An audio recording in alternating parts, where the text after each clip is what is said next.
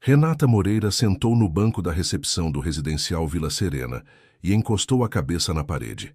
O estetoscópio pendia do pescoço como um peso que há muito deixara de ser apenas instrumento de trabalho. Havia se tornado parte dela, extensão dos seus ouvidos, das suas mãos, da sua rotina implacável. O crachá do cuidado carinhoso Home Care, com sua foto e o logotipo em formato de coração, estava torto sobre o uniforme azul claro. Renata nem percebeu. Seus olhos se fecharam por 2 segundos, 3, 5, antes de ela se forçar a abri-los de novo. Fazia mais de 30 horas que não dormia. A colega que deveria cobrir o turno da noite não apareceu e Renata ficou. Ficou porque Dona Celina, sua paciente mais antiga, havia apresentado uma queda de pressão durante a madrugada e Renata não conseguia ir embora sem ter certeza de que ela estava estável.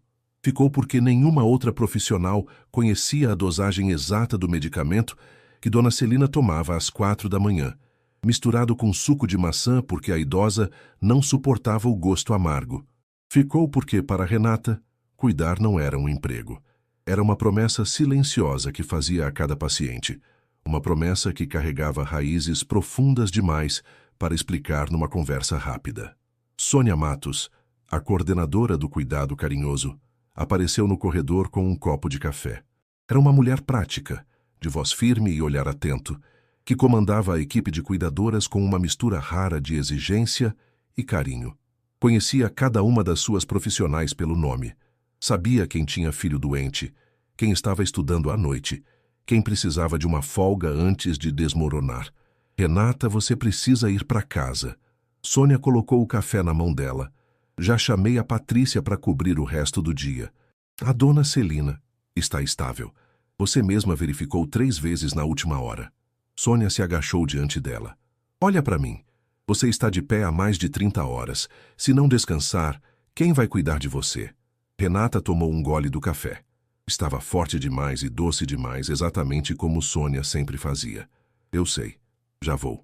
O carro do aplicativo deve chegar em uns 10 minutos. Espera aqui na recepção. Renata assentiu. Sônia apertou seu ombro com firmeza e saiu. O silêncio do corredor envolveu Renata como um cobertor pesado. Ela pensou em Dona Celina dormindo no quarto ao fim do corredor, o rosto sereno, os cabelos brancos espalhados no travesseiro, as mãos finas descansando sobre a colcha. Pensou em como aquela mulher, apesar de toda a fragilidade do corpo, tinha uma dignidade que preenchia o ambiente inteiro. Mesmo nos piores dias, quando a dor era visível nos cantos da boca e no modo como ela apertava os olhos, Dona Celina nunca reclamava. Pedia apenas que Renata se sentasse ao lado dela e contasse alguma coisa sobre o dia. Você é minha janela para o mundo, Renata, ela costumava dizer. Renata se levantou, ajustou a alça da bolsa no ombro e caminhou até a saída do residencial Vila Serena. A luz do fim de tarde atingiu seus olhos como um soco. Ela piscou desorientada e desceu a rampa em direção ao estacionamento subterrâneo, onde os carros de aplicativo costumavam parar. O estacionamento estava quase vazio naquele horário. Poucas vagas ocupadas, a maioria por veículos dos funcionários do prédio comercial ao lado. Renata olhou para o celular. A tela borrada exibia a confirmação do carro. Sedã escuro, placa terminando em 7. Seus olhos varreram o estacionamento e encontraram um sedã escuro estacionado na terceira vaga. A placa terminava em 7. Ou parecia terminar. A essa altura, seus olhos mal distinguiam os números. Ela abriu a porta traseira. O interior era silencioso, fresco, com bancos de couro que exalavam um perfume discreto. Renata se deixou cair no banco, fechou a porta e, antes que seu cérebro pudesse processar qualquer outro pensamento, adormeceu. O sono veio como uma maré que não pede licença, profundo, instantâneo, absoluto. Seu corpo inteiro se rendeu. A cabeça tombou para o lado. O estetoscópio escorregou sobre o peito e Renata dormiu como não dormia há dias. Não era o carro certo. Eduardo Drummond saiu do elevador do prédio comercial com o celular colado na orelha, o terno escuro impecável, os sapatos italianos ecoando no concreto do estacionamento. Falava com o tom de quem está acostumado a dar ordens e ter cada uma delas cumprida antes de terminar a frase. Não me interessa o que o jurídico acha. O contrato precisa estar assinado até sexta. Se eles não conseguem, eu troco o escritório inteiro. Ele desligou sem se despedir e guardou o celular no bolso do paletó. Eduardo era o tipo de homem que media o valor das pessoas pela velocidade com que elas resolviam seus problemas. Aos olhos dele, o mundo se dividia em duas categorias: os que eram úteis e os que estavam no caminho. Não era uma crueldade intencional. Era uma cegueira construída ao longo de anos de sucesso, reuniões em salas envidraçadas e jantares com pessoas que nunca diziam não. Uma cegueira confortável, revestida de números, metas e resultados trimestrais. Seu motorista, Cláudio, havia ido buscar um documento no andar de cima. Eduardo se adiantou até o carro, girou a chave e abriu a porta traseira. Parou. Havia uma mulher dormindo no banco de trás do seu carro. Por um instante, Eduardo ficou paralisado. Depois, o choque deu lugar à irritação. Olhou ao redor, como se esperasse encontrar uma explicação no ar. Não encontrou. Voltou os olhos para a mulher. Viu o uniforme azul claro, o crachá torto com a foto, o estetoscópio no pescoço, os sapatos brancos gastos. Viu o cansaço estampado no rosto dela, as olheiras profundas, os cabelos presos de qualquer jeito. Viu tudo isso e não sentiu nada além de impaciência. Com licença. Sua voz saiu cortante. Com licença. Renata não se mexeu. Eduardo bateu no encosto do banco. Ei, acorde. O que você está fazendo no meu carro? Renata abriu os olhos devagar. Por alguns segundos, não soube onde estava. O teto acolchoado, o cheiro de couro, a luz fria do estacionamento. Depois viu o homem de terno parado ao lado da porta aberta, os braços cruzados, o rosto contraído numa expressão que ela conhecia bem. A expressão de quem olha para alguém e não vê uma pessoa. Vê um incômodo. Desculpa. Renata tentou se sentar, a voz rouca. Eu achei que era... Achou o quê? Que podia entrar no carro dos outros e dormir? Isso aqui é propriedade privada. Me desculpe, senhor, eu confundi o carro. Eu estava esperando um... Você tem ideia de quanto custa esse veículo? Eduardo apontou para o painel. Isso não é um abrigo, não é um banco de praça. As palavras atingiram Renata como estilhaços. Ela se levantou rápido demais, sentiu a tontura, apoiou a mão no teto do carro. O estetoscópio balançou no pescoço.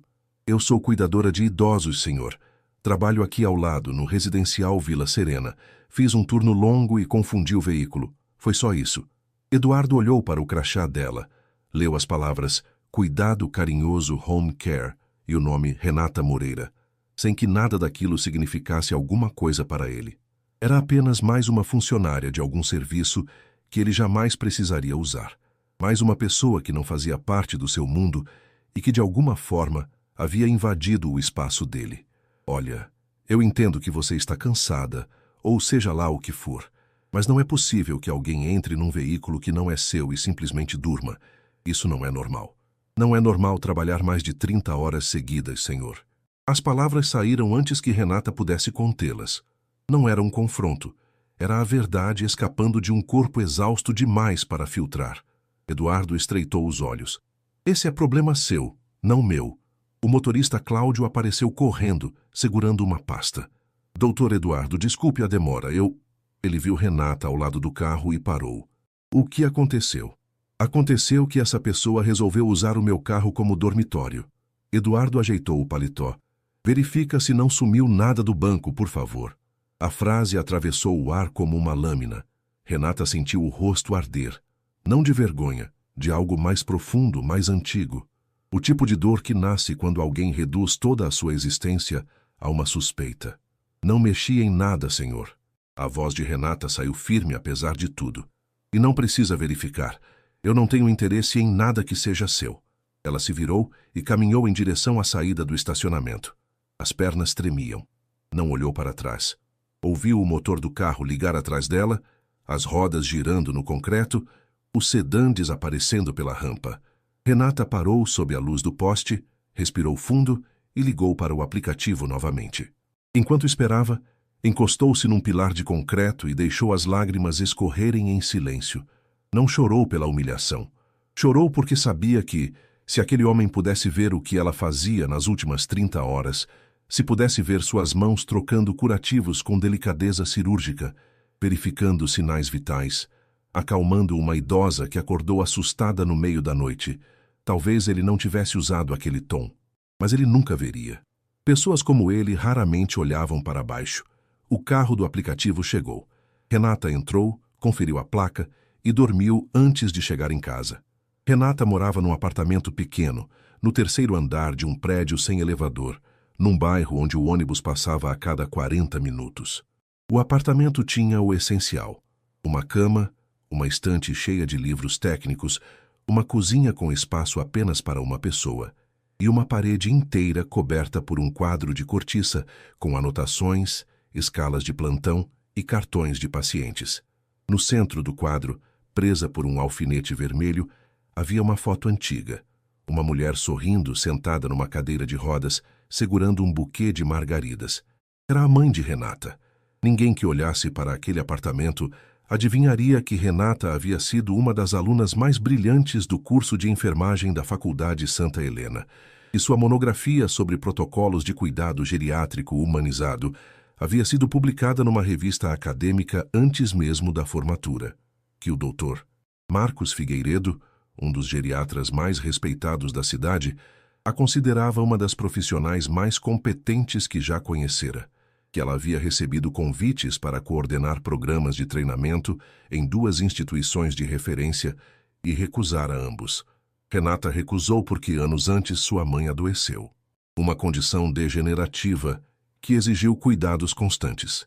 E Renata, na época absorvida pela carreira acadêmica, delegou esses cuidados a terceiros. Agências, profissionais contratados, revezamento de enfermeiras que tratavam sua mãe com competência técnica e distância emocional. Renata visitava quando podia, ligava todos os dias, mandava flores, mas não estava lá. Não estava quando sua mãe chamou seu nome às 3 da manhã e ninguém respondeu com a voz certa. Não estava quando os olhos dela se apagaram, buscando um rosto familiar e encontraram o rosto de uma desconhecida. Depois do funeral, Renata largou tudo: a carreira, os convites, a trajetória que todos diziam ser promissora. Procurou o cuidado carinhoso home care, pediu para trabalhar na linha de frente, cuidando diretamente de pacientes. Sônia Matos, a coordenadora, a olhou com desconfiança no início. Uma profissional daquele calibre querendo trabalhar como cuidadora domiciliar, mas Renata não quis explicar. Disse apenas: "Eu preciso estar perto. Preciso que minhas mãos sirvam para alguma coisa real." Sônia entendeu. Não as palavras, mas o peso que elas carregavam. E assim Renata se tornou cuidadora. Trabalhava turnos longos, dormia pouco, comia quando lembrava. Seus pacientes a amavam com uma intensidade que profissionais da área raramente recebem. Não porque ela fosse simpática ou gentil, embora fosse ambas as coisas, mas porque Renata via cada pessoa. Via o medo escondido atrás do silêncio, a solidão disfarçada de teimosia, a dignidade que persistia mesmo quando o corpo fraquejava. Via porque sabia o que acontecia quando ninguém via.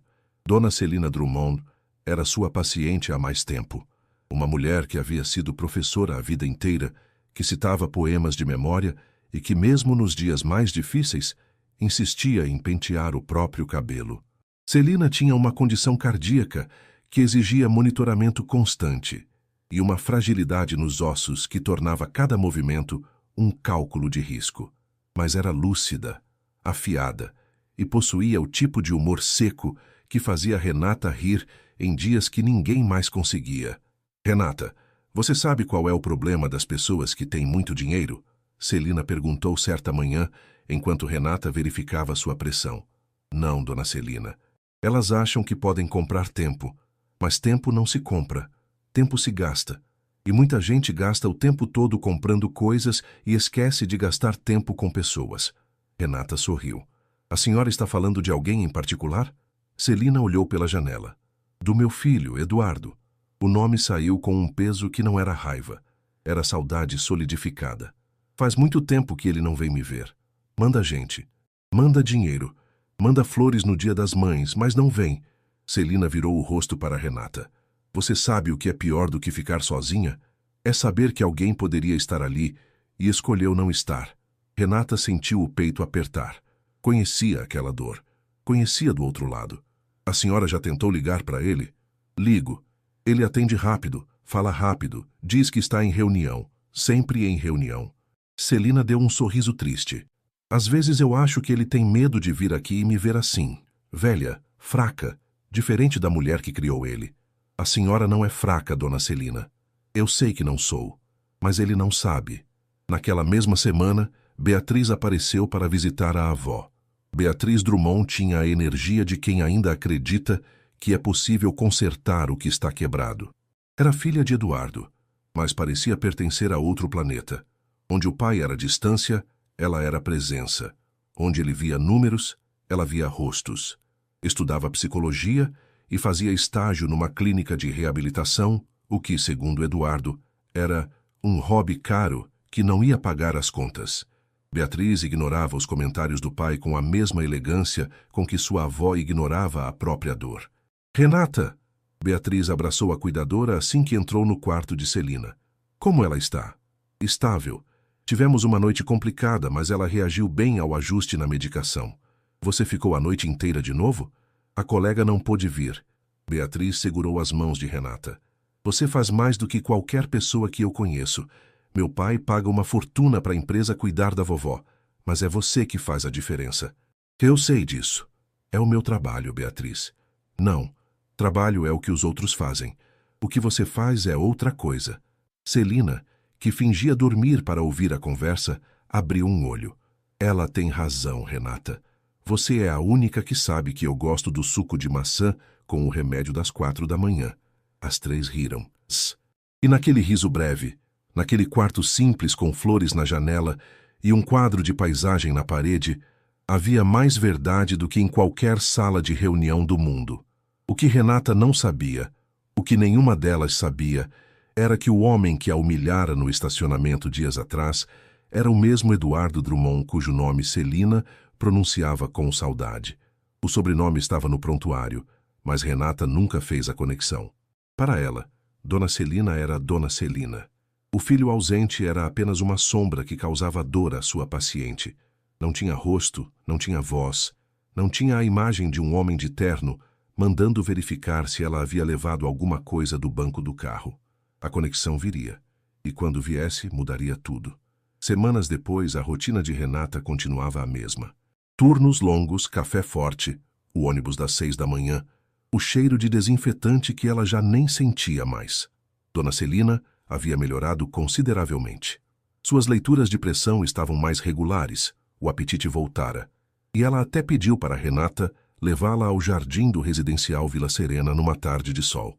Sente aqui do meu lado, Celina pediu, apontando para o banco sob a árvore de ipê. Eu quero te contar uma coisa. Renata se sentou. Celina segurou a mão dela com uma firmeza surpreendente para seus dedos finos. Quando eu era professora, tive uma aluna que me marcou. Era pobre, vinha de uma família complicada, mas tinha uma inteligência que brilhava como farol. Eu disse para ela que ela podia ser o que quisesse.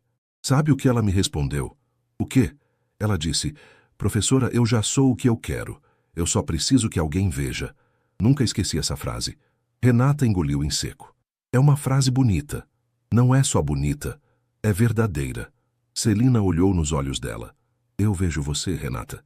Eu vejo o que você faz e eu vejo o que você é. E é muito mais do que esse uniforme. Renata desviou o olhar. Não por modéstia, porque ouvir aquilo de Dona Celina era como ouvir da própria mãe, e esse pensamento abria uma porta que ela mantinha trancada com esforço constante. Dr. Marcos Figueiredo apareceu no residencial Vila Serena naquela tarde para a visita mensal. Era um homem calmo, meticuloso, que falava com pacientes como se cada um deles fosse o único no mundo. Marcos conhecia Renata desde a faculdade. Havia sido seu orientador de monografia. Sabia exatamente quem ela era e o que ela havia escolhido deixar para trás. A Dona Celina está impressionantemente bem, ele disse a Renata no corredor, folheando o prontuário.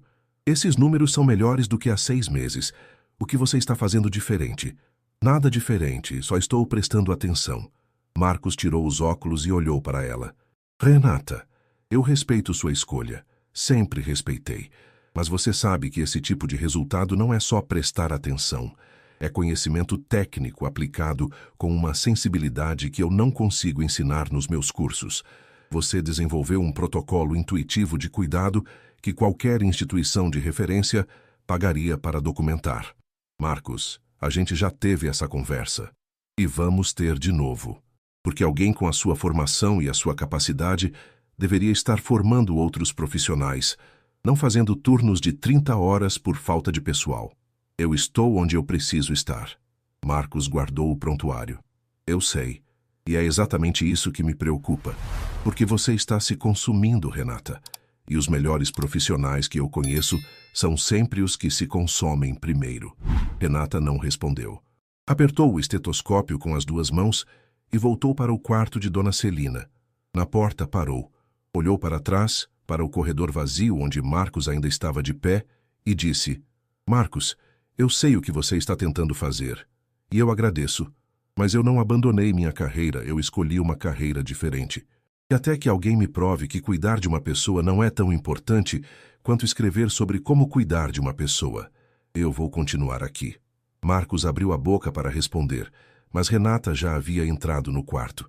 Ele ficou parado no corredor, segurando o prontuário, com a expressão de quem entende que há argumentos que não se vencem com lógica, porque não nasceram da lógica, nasceram da dor. Enquanto isso, no 30º andar de um edifício espelhado no centro da cidade, Eduardo Drummond enfrentava a pior semana da sua carreira recente. Um contrato internacional que parecia garantido havia desmoronado na última hora, e os sócios queriam respostas. As reuniões se sucediam como ondas, uma atrás da outra, e Eduardo navegava cada uma delas com a mesma frieza calculada de sempre. Mas algo havia mudado. Algo pequeno, quase imperceptível, que ele não conseguia nomear. A cena do estacionamento voltava à sua mente em momentos inesperados. Não a mulher em si, não o rosto dela, mas a frase: "Não é normal trabalhar mais de 30 horas seguidas, senhor." Voltava quando ele olhava o relógio às 11 da noite e ainda estava no escritório. Voltava quando seu motorista perguntava se ele queria ir para casa e ele respondia mais uma hora, pela terceira vez. Voltava como uma pedra no sapato que ele não parava para tirar. Beatriz ligou num fim de tarde. Eduardo atendeu distraído, assinando documentos com a outra mão. "Pai, eu preciso falar com você sobre a vovó. Ela está bem. Eu pago a melhor empresa de cuidado domiciliar da região." "Eu sei que você paga, mas pagar não é a mesma coisa que estar presente." "Beatriz, eu não tenho tempo para essa conversa agora." "Você nunca tem tempo. É isso que eu estou tentando dizer." A voz de Beatriz não tinha raiva, tinha a precisão de quem escolhe cada palavra.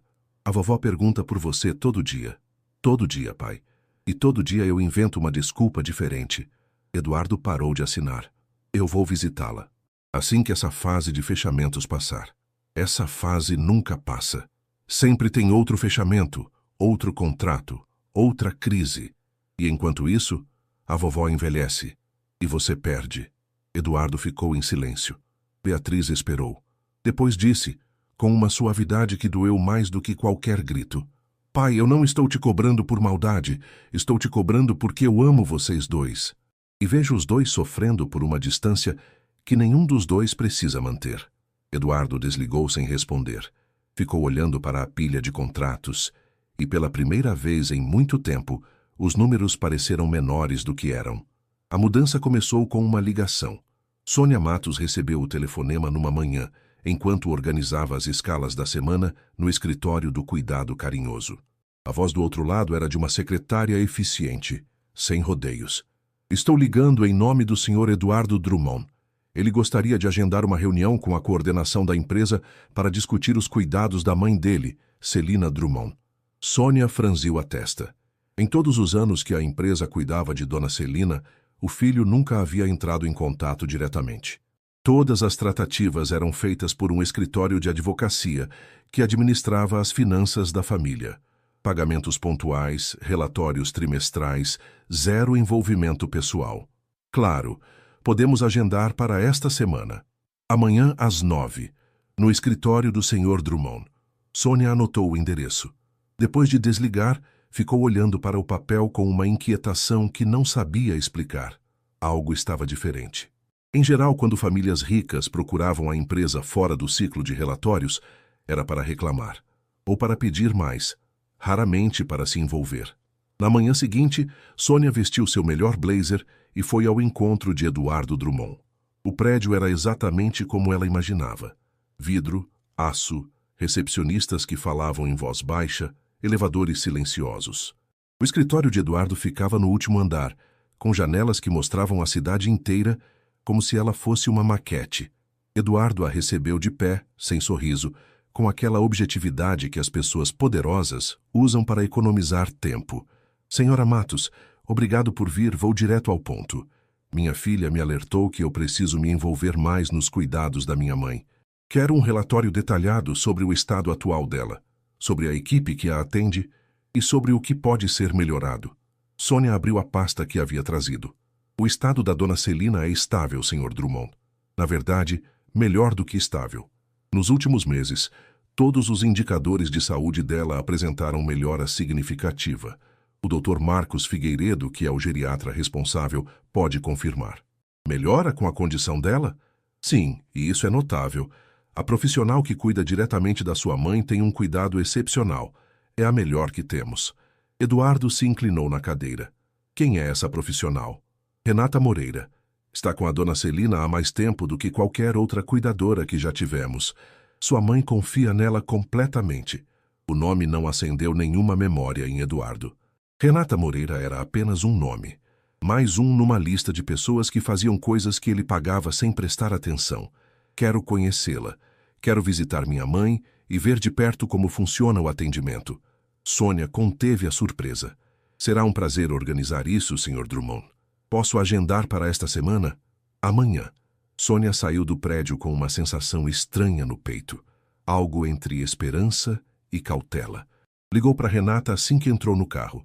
Renata, o filho da dona Celina quer visitar a mãe amanhã e quer conhecer você. Houve uma pausa. O filho? O Eduardo? Ele mesmo. Dona Celina vai ficar tão feliz. Eu sei, mas Renata, ele é um homem de negócios. Direto, seco. Não espere simpatia. Sônia, eu cuido de idosos. Estou acostumada com gente difícil. As duas riram sem saber que aquela risada era o último momento leve antes de tudo mudar. Eduardo chegou ao residencial Vila Serena às 10 da manhã, acompanhado de Beatriz. Estava visivelmente desconfortável. O ambiente era limpo, organizado, mas modesto. Nada parecido com os lugares que ele frequentava. Paredes com quadros suaves, corredores com corrimão, o cheiro de café misturado com lavanda. Era um lugar de gente que precisava de ajuda. E Eduardo não sabia existir em espaços assim. Beatriz, ao contrário, caminhava com naturalidade. Conhecia cada enfermeira pelo nome, parava para cumprimentar pacientes, ajustava a flor no vaso da recepção. É por aqui, pai. Ela o guiou pelo corredor. Quando abriram a porta do quarto de dona Celina, o sol entrava pela janela e iluminava a idosa sentada na poltrona, um livro no colo, os óculos escorregando no nariz. Celina levantou os olhos e, por um instante, seu rosto inteiro se transformou. Eduardo. A voz saiu como um fio. Não era surpresa. Era algo mais amplo, mais profundo. Era o som de alguém que espera tanto por alguma coisa, que quando ela finalmente chega, não sabe se é real. Eduardo se aproximou devagar. Olhou para a mãe e sentiu um nó na garganta que não esperava. Celina parecia menor do que ele lembrava, mais frágil. Os cabelos brancos, as mãos finas, os olhos que um dia comandaram salas de aula inteiras e agora mal conseguiam segurar uma lágrima. Oi, mãe. Celina estendeu a mão.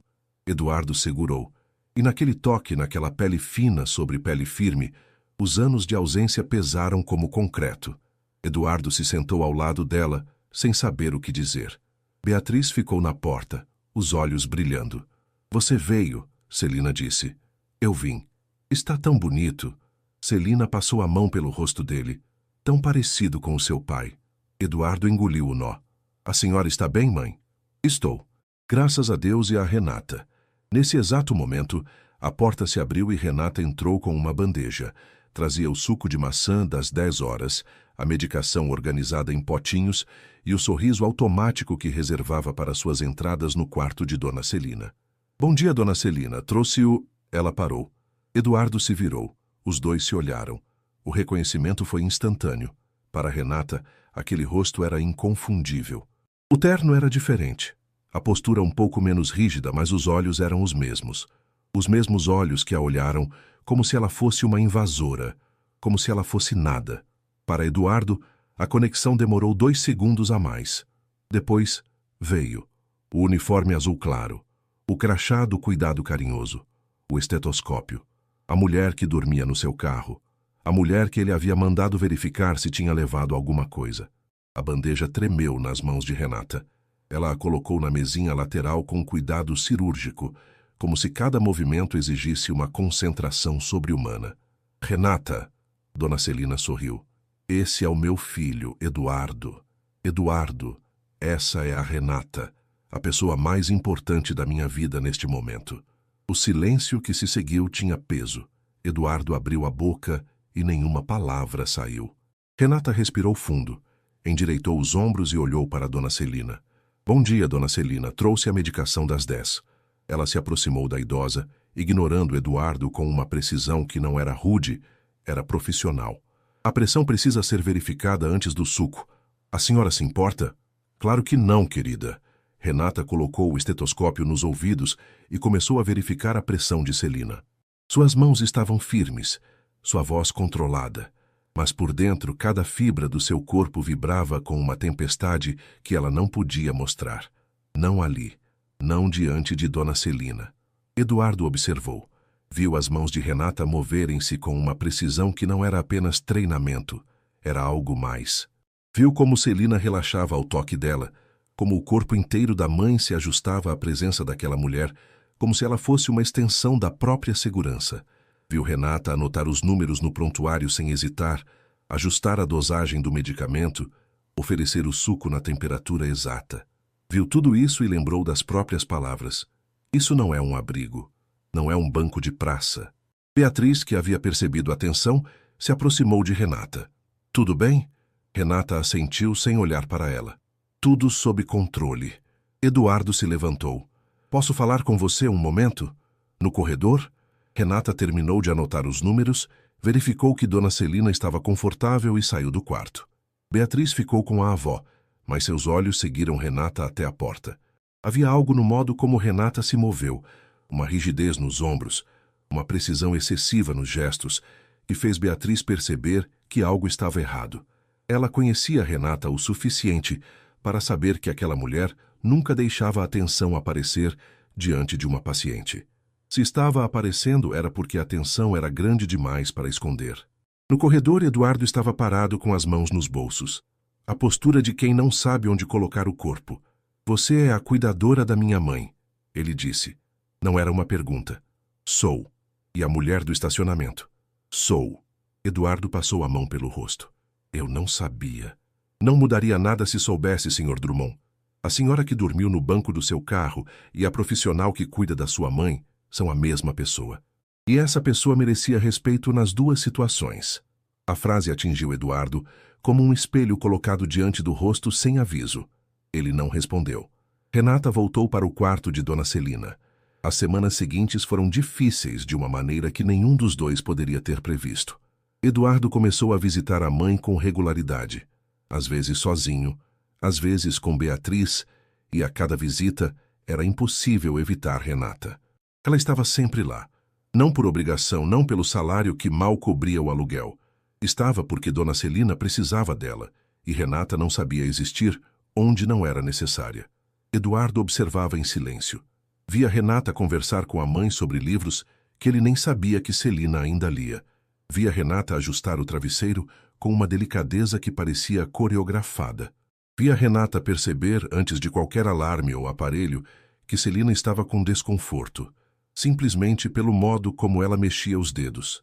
Numa dessas visitas, Eduardo chegou mais cedo que o habitual e encontrou Renata no corredor, falando ao telefone com outra paciente do cuidado carinhoso. A mulher do outro lado da linha estava em pânico porque seu marido havia se recusado a tomar a medicação. Renata falou com uma paciência que não parecia ensaiada, guiando a mulher passo a passo, sugerindo que misturasse o comprimido triturado no iogurte, lembrando que o horário podia ser ajustado meia hora sem prejuízo, e terminando com uma frase que Eduardo ouviu com clareza. A senhora não está sozinha nisso. Eu estou aqui. Era a mesma frase, Eduardo percebeu, que Renata dizia para Dona Celina. Não era um bordão profissional. Era uma promessa pessoal que ela repetia como quem reza. Beatriz, que visitava a avó regularmente, percebeu a mudança no pai antes dele. Percebeu que ele parava de falar ao telefone quando entrava no quarto de Celina. Percebeu que ele se sentava mais perto da cama. Percebeu que quando Renata entrava com a medicação, Eduardo não desviava mais o olhar. Observava. Não com a impaciência de quem quer que o serviço acabe logo, mas com a atenção de quem está tentando aprender algo que nunca lhe foi ensinado. Uma tarde, Beatriz encontrou Renata na copa, depois que Dona Celina havia adormecido para o cochilo do meio-dia. Renata, posso te perguntar uma coisa pessoal? Claro. Você conhece meu pai de algum lugar? De antes de ele vir aqui? Renata parou de lavar as mãos. Olhou para Beatriz por um momento. A filha de Eduardo não tinha nada do pai nos gestos. Tinha os olhos da avó, a mesma franqueza, a mesma capacidade de ver o que os outros tentavam esconder. Por que você pergunta? Porque tem uma coisa entre vocês dois, uma tensão que não é só profissional.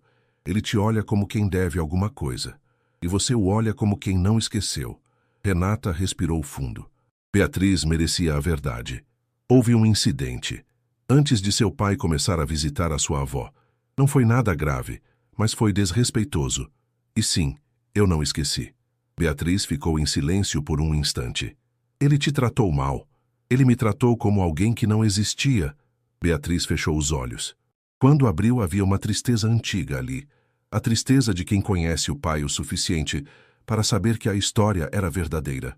Eu sinto muito, Renata. Não precisa sentir. Não foi você. Eu sei, mas ele é meu pai. E eu sei do que ele é capaz quando está no modo automático dele. Quando ele para de ver pessoas e só vê obstáculos. Beatriz tocou o braço de Renata. O que eu posso te dizer é que o que está acontecendo aqui com a vovó está mudando ele. Eu nunca vi meu pai se sentar em silêncio ao lado de alguém. Nunca vi ele ficar num lugar que não tem Wi-Fi sem olhar para o relógio a cada 5 minutos. Renata não respondeu, mas guardou aquelas palavras. Um dia, após uma visita em que Celina havia dormido cedo, Eduardo encontrou Renata na copa do residencial, lavando as mãos. Quanto tempo você trabalhas aqui? Renata fechou a torneira. Na empresa, vários anos. Com a sua mãe, bastante tempo. A Sônia me disse que você é a melhor profissional que eles têm. A Sônia é generosa. O Dr. Marcos Figueiredo disse a mesma coisa. Ele mencionou que você tem formação muito acima do que o cargo exige. Renata secou as mãos devagar. O meu cargo exige que eu cuide de pessoas. Não existe formação acima disso. Eduardo ficou em silêncio por um momento. Depois disse, com uma voz diferente da que ela já ouvira dele, uma voz sem armadura: eu devo desculpas a você. Deve. A sinceridade da resposta o pegou desprevenido. Ele esperava um tudo bem polido. Um não precisa educado. Recebeu a verdade nua e não soube o que fazer com ela. Aquele dia, no estacionamento, eu estava errado. Estava. Eu não vi você. Não vi quem você era. Renata o olhou diretamente nos olhos. Senhor Drummond, o problema não é que o senhor não viu quem eu era. O problema é que o senhor não viu que eu era alguém. Qualquer pessoa naquela situação merecia mais do que o senhor ofereceu. Eduardo encostou na parede da copa. Por um instante pareceu menor do que era. Não fisicamente. De outra forma.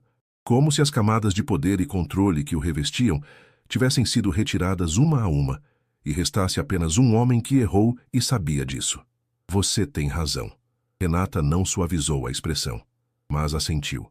Era o suficiente. Não era perdão, mas era reconhecimento. E reconhecimento, para Renata, sempre valeu mais do que desculpas. Então veio a noite que mudou tudo. Renata foi acordada às 3 da manhã por uma ligação de Sônia. A voz da coordenadora estava tensa, de um jeito que Renata nunca ouvira. Renata, é a dona Celina. A equipe noturna me ligou. Os sinais vitais dela caíram muito rápido.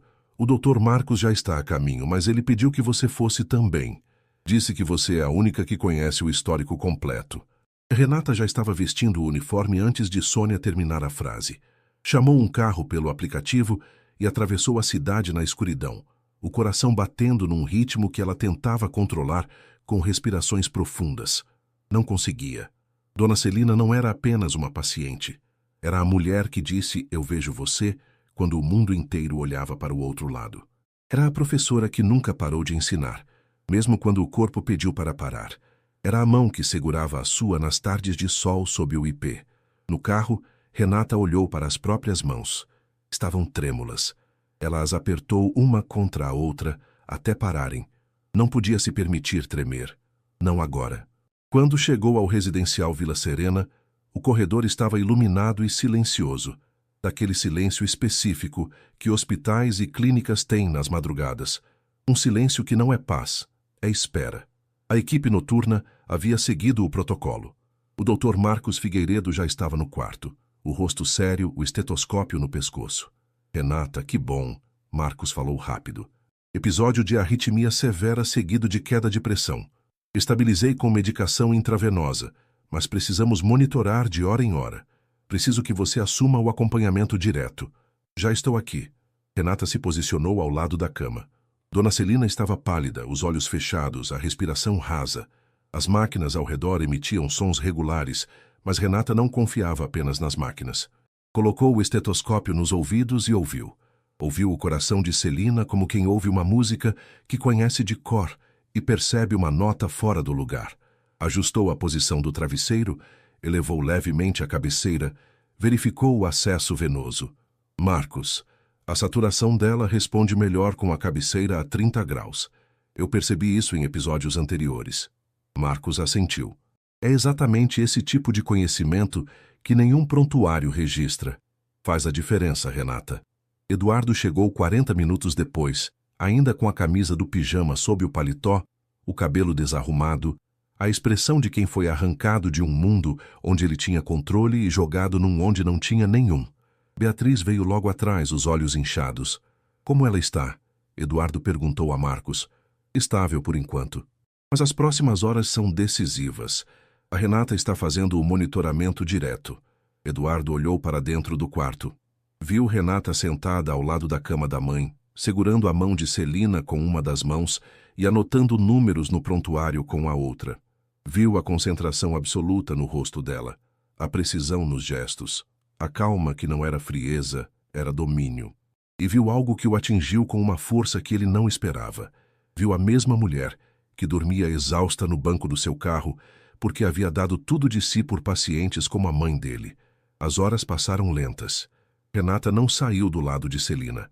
Verificou sinais a cada 30 minutos, ajustou medicação 2 vezes depois de consultar Marcos e, em determinado momento, quando Celina abriu os olhos por alguns segundos, Renata se inclinou e sussurrou. Estou aqui, dona Celina. Não vou a lugar nenhum. Celina apertou a mão dela. Um aperto fraco, quase invisível, mas que dizia tudo. Eduardo assistiu a tudo do corredor. Beatriz estava ao lado dele, em silêncio. As horas na madrugada têm um peso diferente de todas as outras horas.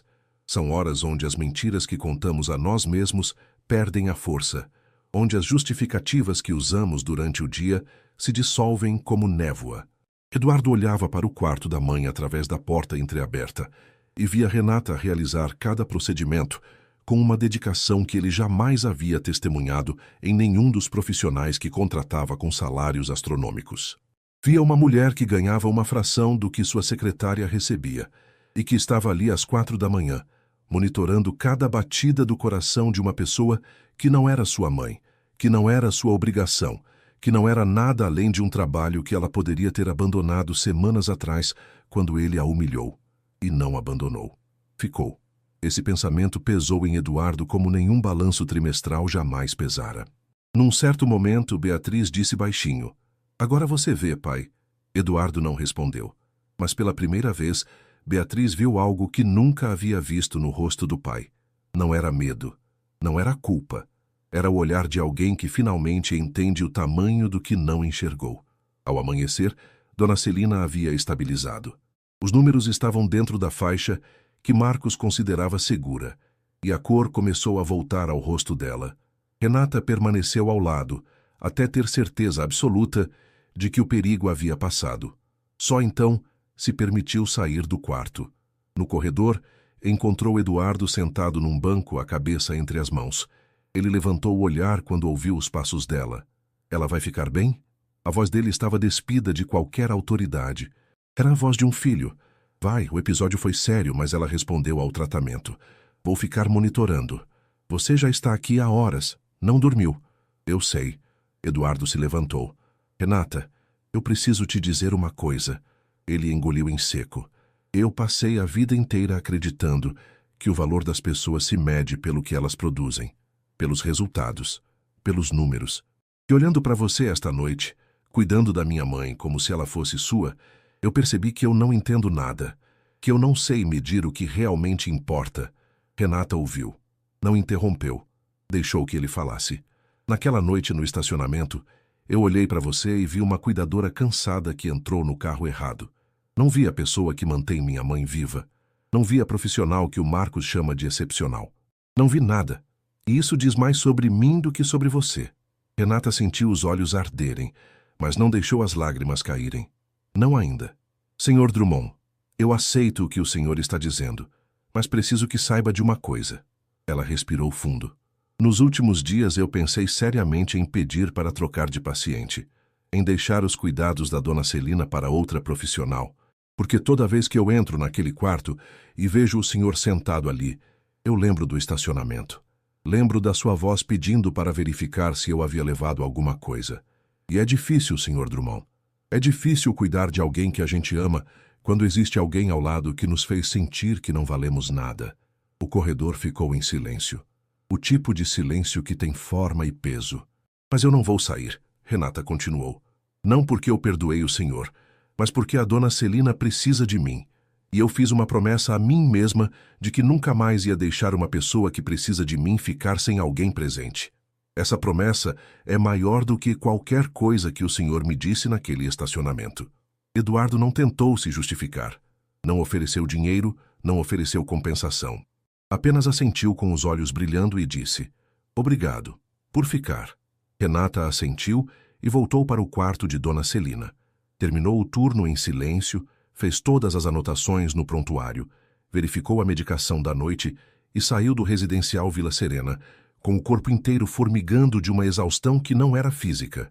Quando chegou em casa, não acendeu a luz. Sentou na cama, no escuro, e ficou olhando para a foto da mãe na parede. A silhueta era visível pela luz que entrava da rua. Sua mãe sorrindo, segurando margaridas, viva numa imagem e em lugar nenhum mais.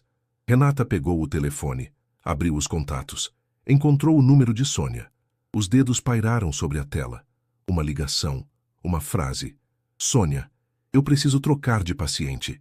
6 palavras e o problema desaparecia. Outro profissional assumiria dona Celina. Renata cuidaria de outro paciente. Num outro quarto, num outro andar, onde não precisaria cruzar com Eduardo Drummond. Onde não precisaria sentir, a cada vez que ele entrava naquele quarto, a memória do estacionamento rasgando o único lugar onde ela se sentia inteira. Ligou. Sônia atendeu no terceiro toque, a voz ainda grossa de sono. Renata, aconteceu alguma coisa com a dona Celina? Não, ela está bem. Renata apertou os olhos. Sônia, eu quero pedir transferência. Quero deixar o caso da dona Celina. O silêncio do outro lado durou 5 segundos. Depois, Sônia disse, com a voz de quem já esperava essa ligação. É por causa do filho. Não era uma pergunta. Toda vez que ele entra naquele quarto, eu lembro, Sônia. Lembro do estacionamento. Lembro da voz dele mandando verificar se eu tinha levado alguma coisa. E é como se tudo que eu faço ali, cada curativo, cada verificação de pressão, cada madrugada que eu fico acordada, monitorando o coração dela, não valesse nada. Porque para ele eu sou a mulher que invadiu o carro, a suspeita, a cuidadora que não deveria estar ali. Renata, eu sei que ele pediu desculpas. Eu sei. Mas desculpa não apaga a sensação, Sônia. Não apaga o que eu senti quando ele olhou para mim como se eu fosse menos. Sônia respirou fundo do outro lado da linha. Quando falou, sua voz estava firme, sem pena, sem julgamento. Renata, eu vou te perguntar uma coisa. E eu quero que você pense antes de responder. Se eu aceitar essa transferência e mandar outra profissional para a dona Celina, o que vai acontecer com ela? Renata fechou os olhos. Sabia a resposta. Sabia com cada fibra do corpo. Nenhuma outra cuidadora conhecia as peculiaridades de Dona Celina como ela. Nenhuma sabia que o suco de maçã precisava estar na temperatura exata para que ela tomasse o remédio sem náusea. Nenhuma sabia que a saturação dela respondia melhor com a cabeceira a 30 graus. Nenhuma sabia que nas noites de insônia, Celina ficava calma quando alguém recitava poemas perto dela, mesmo que ela já estivesse de olhos fechados. Ela vai ser bem cuidada, Renata disse, mas a voz saiu fraca. Ela vai ser cuidada, mas não vai ser bem cuidada. Não do jeito que você cuida. E você sabe disso melhor do que eu. O silêncio se estendeu. Renata ouviu o relógio da cozinha marcar os segundos. Ouviu o barulho do ônibus passando na rua. Ouviu o próprio coração. Sônia, eu não sei se eu consigo ficar. Eu sei que você pode. A questão é outra. O que pesa mais para você? A dor de cruzar com o Eduardo Drummond ou a dor de saber que a Dona Celina vai chamar seu nome às 3 da manhã e quem vai responder é alguém que não a conhece? A frase atingiu Renata como um soco no peito, porque era exatamente isso. Era exatamente a descrição do que havia acontecido com sua mãe. Sua mãe chamando um nome de madrugada e ouvindo a voz de uma desconhecida. Sua mãe buscando um rosto familiar e encontrando competência sem afeto. Sua mãe partindo cercada de profissionais e vazia de presença. A mão de Renata começou a tremer. Ela apertou o telefone com mais força. Eu vou ficar, disse. As palavras saíram raspando a garganta. Tem certeza? Não, mas eu vou ficar. Porque se eu for embora, eu me torno exatamente o que eu jurei que nunca seria. Alguém que deixa uma pessoa que precisa de mim sozinha por causa de uma dor que é minha. A dor é minha, Sônia. E eu não vou transferir ela para Dona Celina. Sônia ficou em silêncio por alguns segundos. Depois disse com a voz embargada. Renata Moreira, você é a profissional mais corajosa que eu já conheci. Eu não sou corajosa. Eu só não consigo ser outra coisa. Renata desligou. Ficou sentada na cama por mais algum tempo, olhando para a foto da mãe. Depois se levantou, lavou o rosto e preparou o uniforme para o dia seguinte. Quando deitou, não dormiu. Ficou de olhos abertos no escuro e pela primeira vez em muito tempo não sentiu raiva. Sentiu algo mais difícil. Sentiu a decisão de ficar pesando no peito como uma âncora que, ao mesmo tempo que a prendia no lugar, impedia que ela se perdesse. O que aconteceu depois não foi uma transformação instantânea. Não houve um momento de revelação cinematográfica. Uma cena onde todas as peças se encaixam num clique perfeito. A mudança foi lenta, imperfeita, humana. Eduardo começou a visitar a mãe todos os dias. No início, ficava desconfortável, sem saber como se comportar num ambiente onde seu dinheiro não resolvia nada. Tentava ajudar e atrapalhava. Trazia flores que Celina era alérgica. Oferecia trocar o travesseiro que estava na posição exata em que Renata o colocara. Mas ficava. E ficar para alguém que passou a vida saindo já era uma revolução silenciosa. Sônia acompanhava a mudança de longe, com o olhar de quem já viu muita coisa nessa profissão. Comentou com Renata numa tarde. Ele está tentando, Renata. Eu sei que não apaga o que aconteceu, mas ele está tentando. Eu sei que está, Renata respondeu. E eu respeito a tentativa. Mas tentar não é o mesmo que entender. Às vezes é o primeiro passo. Renata não discordou, mas também não concordou. O espaço entre as duas respostas era onde ela vivia agora. Um espaço de observação, de cautela, de espera. Não esperava uma redenção dramática de Eduardo. Não queria um pedido de perdão público, nem um gesto grandioso. Queria algo mais simples e mais raro. Queria que ele visse. Que olhasse para as pessoas ao redor dele. As secretárias, os motoristas, as enfermeiras, as cuidadoras, e as visse como seres humanos inteiros, com histórias e cansaços e dignidades que não dependiam do reconhecimento dele para existir. Celina florescia com a presença do filho. Sua recuperação, que já era notável sob os cuidados de Renata, ganhou uma dimensão nova. Ela conversava mais, comia com mais apetite, pedia para ir ao jardim com mais frequência. A enfermeira do turno noturno comentou com Renata que Dona Celina havia começado a dormir melhor, que as madrugadas inquietas haviam diminuído. Renata sabia o motivo. Não era a medicação, era a certeza de que o filho viria no dia seguinte. O corpo humano responde a muitas coisas, mas nenhuma com tanta intensidade quanto a presença de quem amamos. Numa dessas tardes no jardim, sob o ipê que começava a mudar de cor, Celina segurou a mão do filho e a mão de Renata ao mesmo tempo. As duas pessoas mais importantes da minha vida, ela disse, com um sorriso que transbordava. Uma me deu a vida, a outra me devolve ela todos os dias. Eduardo olhou para Renata por cima da cabeça da mãe, e pela primeira vez a olhou de verdade. Não como a cuidadora, não como a mulher do estacionamento, como Renata, uma mulher que carregava um peso que ele mal começava a compreender e que, mesmo assim, escolhia ficar de pé todos os dias. Dr. Marcos Figueiredo convocou uma reunião semanas depois.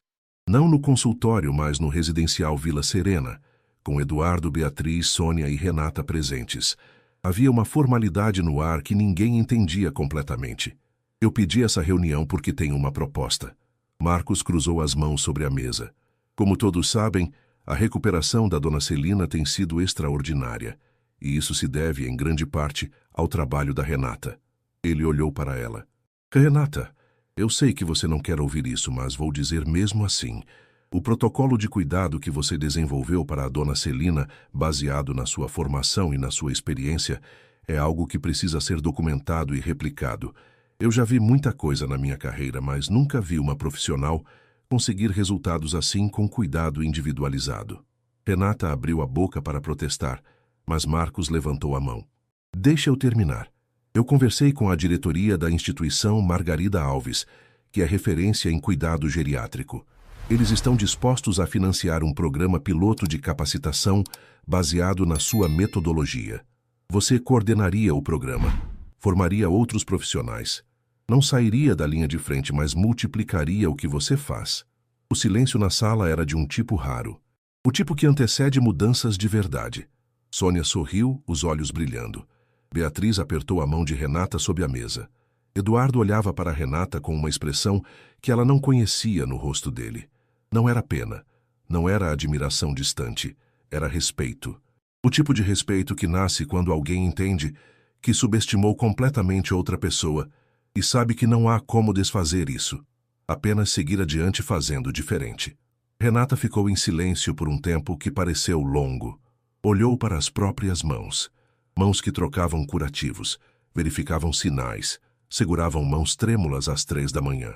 Mãos que um dia escreveram uma monografia que impressionou avaliadores e que depois escolheram o trabalho que ninguém via. Marcos, eu vou pensar. Sua voz era firme, mas havia uma rachadura nela. Não de fraqueza, de algo se abrindo. É tudo que eu peço, ele respondeu. Naquela noite, Renata foi até o quarto de dona Celina antes de ir embora. A idosa estava acordada, lendo com a luz do abajur. Dona Celina, posso entrar? Pode sempre, querida. Renata se sentou na cadeira ao lado da cama. Ficou em silêncio por um momento, olhando para a foto na mesa de cabeceira. Era uma foto de Celina jovem, de pé diante de uma sala de aula, giz na mão, sorrindo para alguém fora do quadro. A senhora se arrepende de ter sido professora? Celina abaixou o livro. Nunca. Nem por um segundo. Por que a pergunta? Porque me ofereceram uma coisa. Uma oportunidade de formar outras profissionais, de ensinar o que eu faço. E você está com medo. Não era uma pergunta. Era uma leitura. Eu estou com medo de me afastar, de trocar o que eu tenho certeza pelo que eu não sei. Celina estendeu a mão e segurou a de Renata. Minha filha, sabe o que eu aprendi em todos esses anos? Que cuidar de uma pessoa é lindo. Mas ensinar outras a cuidar é multiplicar esse cuidado por toda uma vida. Eu fui professora. E cada aluno que eu formei se tornou uma sala de aula inteira que eu nunca vou conhecer, mas que existe por causa de algo que eu plantei. Renata sentiu as lágrimas virem. Dessa vez deixou. Eu não vou deixar a senhora, ela disse, a voz embargada. Eu sei que não. Mas você pode fazer as duas coisas. E eu vou estar aqui, torcendo. Renata encostou a testa na mão de dona Celina e chorou. Não de tristeza, de alívio, de permissão. Como se a única pessoa cuja aprovação ela realmente precisava tivesse acabado de dá-la. Semanas depois, num auditório modesto da instituição Margarida Alves, Renata Moreira se apresentou diante de uma turma de profissionais de cuidado domiciliar. Usava o mesmo uniforme azul claro, o mesmo estetoscópio no pescoço, o mesmo crachá do cuidado carinhoso. Havia recusado usar roupa diferente. Disse a Marcos: "Eu sou isso. Se eu mudar o uniforme, mudo a mensagem." A sala estava cheia. Sônia estava na primeira fila, os braços cruzados de orgulho. Beatriz filmava com o celular, sorrindo. "Doutor." Marcos estava ao fundo, de braços cruzados e olhos que brilhavam de uma satisfação antiga, de quem plantou uma semente e finalmente a vê florescer. E na última fila, sem avisar ninguém, sentado em silêncio, estava Eduardo Drummond. Renata começou a falar. Não com slides, não com dados, não com a linguagem técnica que dominava e poderia ter usado. Começou com uma história. Há alguns anos, eu perdi a minha mãe. Ela adoeceu e eu não estava lá. Eu estava construindo uma carreira.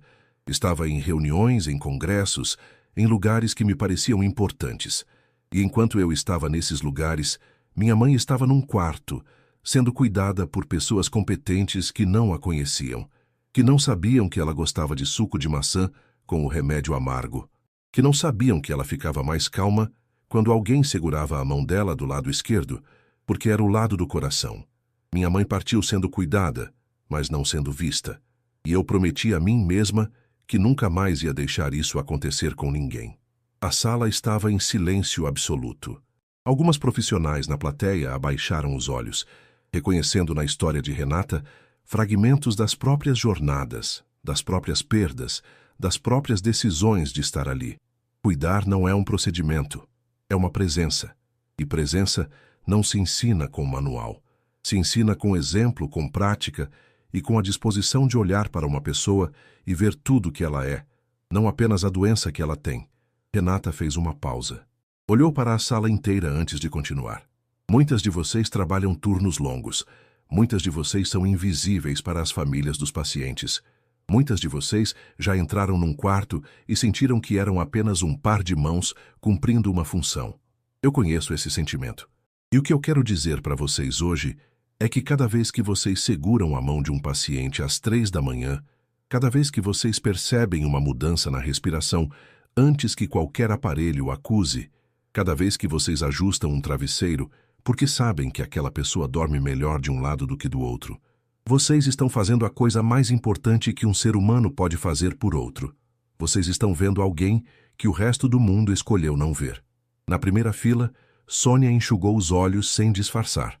Na última fila, Eduardo abaixou a cabeça. Não de vergonha, de entendimento. O tipo de entendimento que chega tarde, mas quando chega, muda a postura do corpo inteiro. Depois da apresentação, Eduardo esperou no corredor. Quando Renata saiu da sala, cercada de profissionais que queriam conversar, ele se aproximou. Não com pressa, com cuidado. "Foi extraordinário", ele disse. Renata o olhou. "O senhor veio. Eu precisava ver. Precisava entender." Ele fez uma pausa. "Renata, eu não vou te pedir perdão de novo. Já pedi e sei que palavras não consertam o que eu fiz. Mas eu quero que saiba que o que eu vi hoje e o que eu venho vendo todos esses dias no quarto da minha mãe mudou alguma coisa em mim. Eu não sei dar nome ao que mudou, mas eu sei que não consigo mais olhar para as pessoas do mesmo jeito." Renata estudou o rosto dele por um longo momento.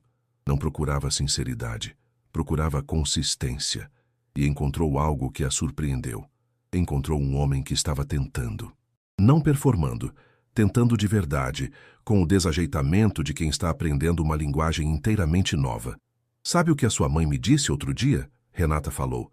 "Ela disse que você estava diferente, que você sentou ao lado dela e ficou em silêncio por meia hora, só segurando a mão dela, e que foi a melhor meia hora que ela teve em anos." Eduardo sentiu os olhos arderem. "Eu aprendi isso com você." "Não aprendeu comigo. Aprendeu com a sua mãe. Eu só fiz o que você poderia ter feito o tempo todo." A frase ficou no ar, não como acusação, como verdade. E verdades, quando ditas com calma e sem rancor, são as que mais duram. Eduardo assentiu. Depois estendeu a mão. Renata olhou para aquela mão, a mesma mão que havia batido no banco do carro para acordá-la. A mesma mão que agora se estendia, não como autoridade, mas como reconhecimento. Ela apertou a mão dele. Não era perdão. Não era amizade, era algo mais raro. Era o momento em que duas pessoas que se encontraram da pior maneira possível decidem que aquele encontro não vai definir tudo o que vem depois. Meses depois, o programa de capacitação de Renata formou a primeira turma. 23 profissionais que saíram dali com um olhar diferente, com mãos mais atentas, com a capacidade de ver o que antes era invisível. Cada uma delas levava consigo não apenas técnicas e protocolos, mas uma filosofia que Renata resumia em uma frase: antes de tocar o corpo, veja a pessoa.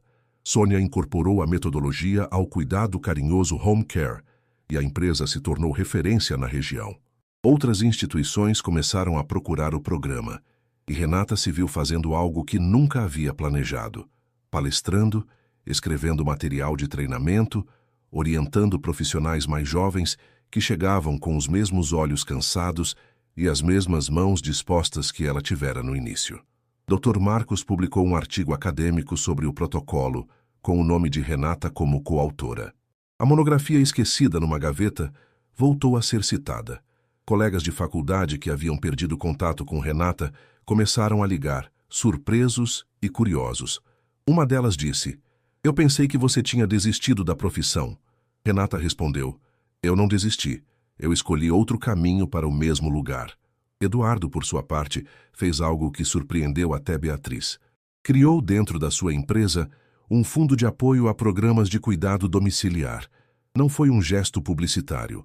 Não houve comunicado à imprensa, não houve evento com fotógrafos. Foi uma decisão administrativa, discreta, registrada numa reunião de diretoria, onde Eduardo disse apenas: "Existem pessoas que fazem o trabalho mais importante do mundo e recebem o menor reconhecimento. Nós podemos fazer algo a respeito." Quando Sônia soube do fundo, ligou para Eduardo. "Senhor Drummond, isso vai ajudar muitas famílias." "É o mínimo", ele respondeu, e pela primeira vez, quando disse "é o mínimo", não estava sendo modesto por educação, estava sendo sincero.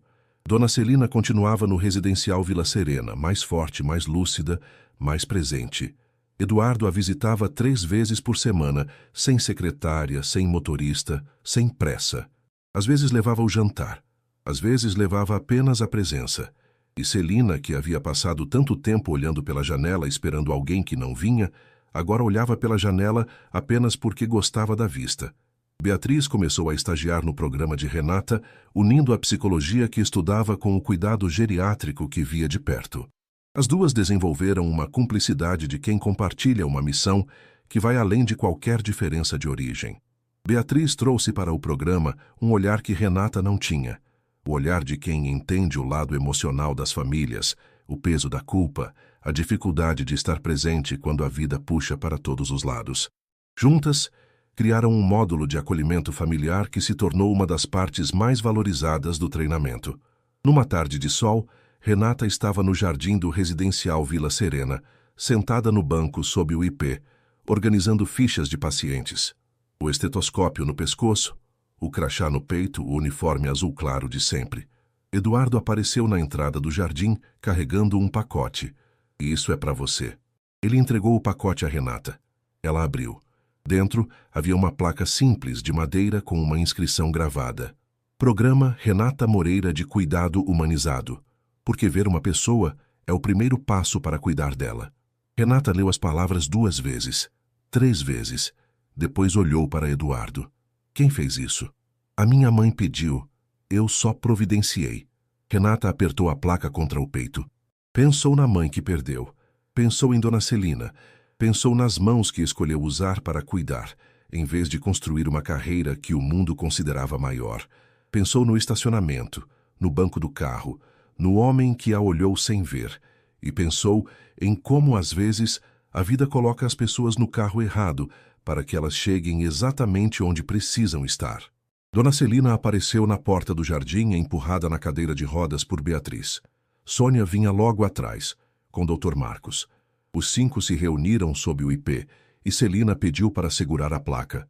"Eu fui professora a vida inteira", Celina disse, passando os dedos pelas letras gravadas. "Ensinei centenas de alunos, mas a lição mais bonita que eu já vi alguém ensinar, eu aprendi aqui. De uma mulher que o mundo tentou tornar invisível e que respondeu sendo a pessoa mais presente que eu já conheci." Renata não disse nada, Não precisava. O sol passava por entre as folhas do ipê e desenhava sombras no chão. E naquele jardim simples, cercada de pessoas que finalmente a viam, Renata Moreira entendeu que a promessa que fizera a si mesma não era apenas sobre não deixar ninguém sozinho. Era sobre se permitir ser vista também, ser reconhecida. Não pelo cargo, não pelo uniforme, não pelo crachá, pelo que suas mãos faziam quando ninguém estava olhando e pelo que seu coração carregava quando todos os outros iam embora. O ipê deixou cair uma flor. Celina a pegou e colocou no bolso do uniforme de Renata, ao lado do crachá. Para você lembrar, Celina disse. Do quê? De que flores nascem onde a gente menos espera, inclusive em estacionamentos escuros. As duas sorriram, e aquele sorriso, silencioso e inteiro, foi mais poderoso do que qualquer discurso, qualquer placa, qualquer palavra jamais dita em qualquer sala de reunião do mundo. Se essa história tocou você, deixe um comentário contando quem é a pessoa invisível na sua vida que merece ser vista. Às vezes, um simples gesto de reconhecimento pode mudar tudo. Inscreva-se no canal e compartilhe com alguém que precisa ouvir isso hoje.